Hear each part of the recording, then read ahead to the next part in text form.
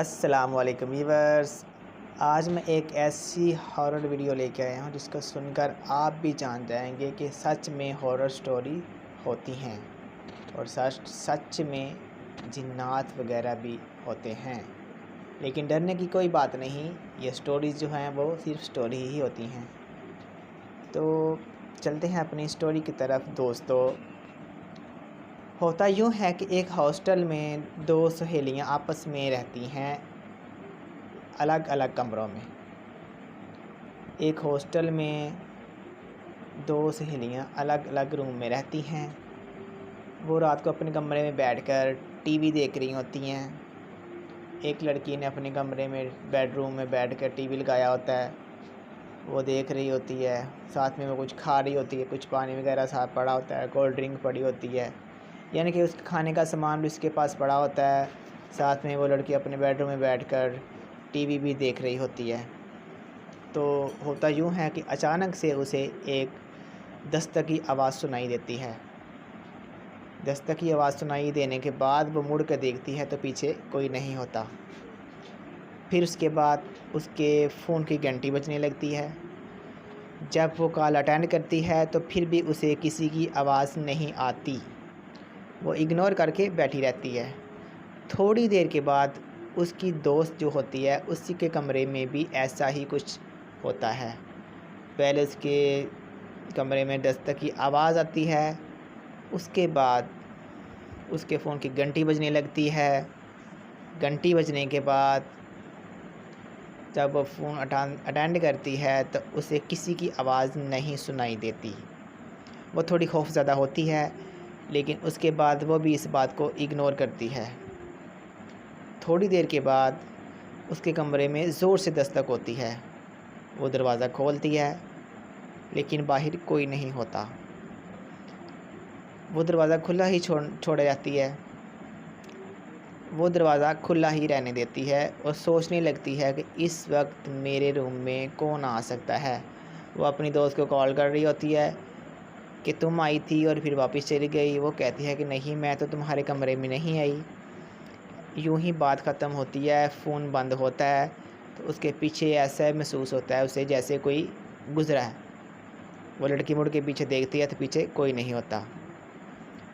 थोड़ी देर के बाद दोबारा फिर उसे यही फ़ील होता है कि शायद उसके पीछे कोई खड़ा है जो उसे देख रहा है या उसे कोई पकड़ने की कोशिश कर रहा है।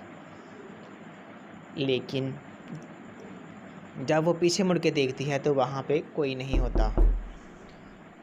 वो खड़ी खड़ी ये सोच रही होती है कि ऐसा क्यों हो रहा है, और फिर ज़ोर से उसे एक खौफनाक आवाज़ आने लगती है।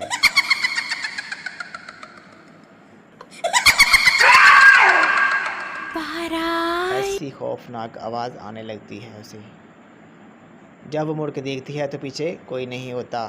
फिर होता यूँ है कि अचानक से उसके सामने एक डायन आती है जो उसे पकड़ती है और उसका खून कर देती है। उसके बाद वो दोबारा से गायब हो जाती है।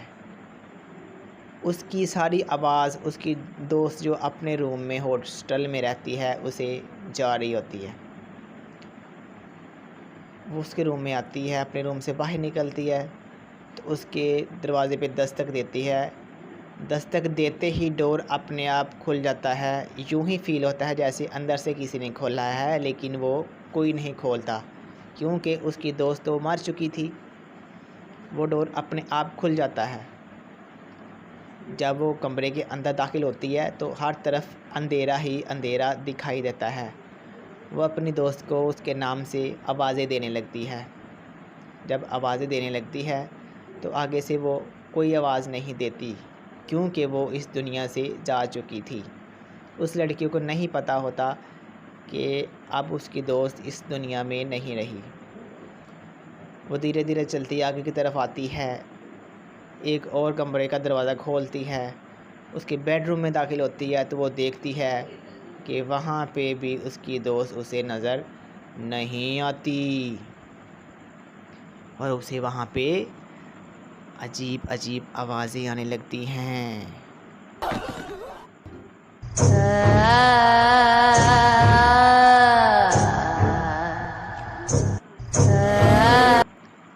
ऐसी आवाज़ें सुनने के बाद वो खौफ ज़्यादा हो जाती है।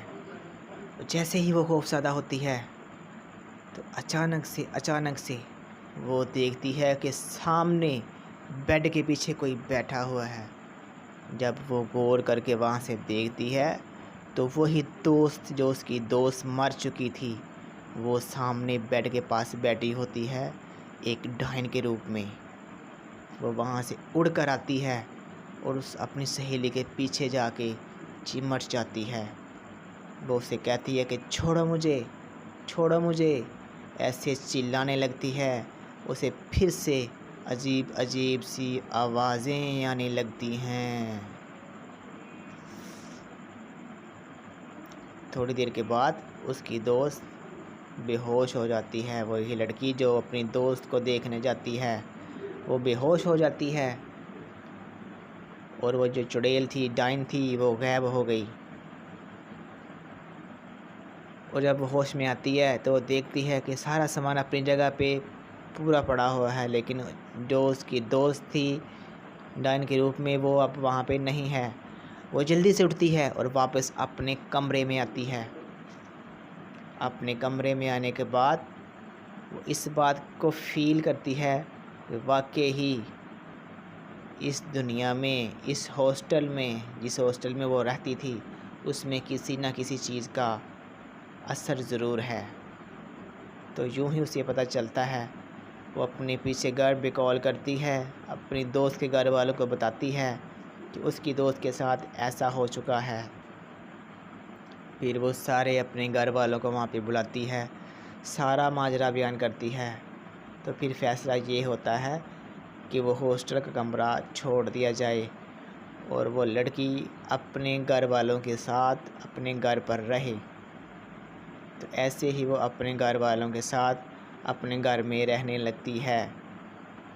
तो दोस्तों, इस कहानी से ये सवाल और ये नतीजा मिलता है कि कभी भी अनजाने घर में, जिस जगह को आप नहीं जानते, वहाँ पे आपका रहना ख़तरनाक साबित हो सकता है।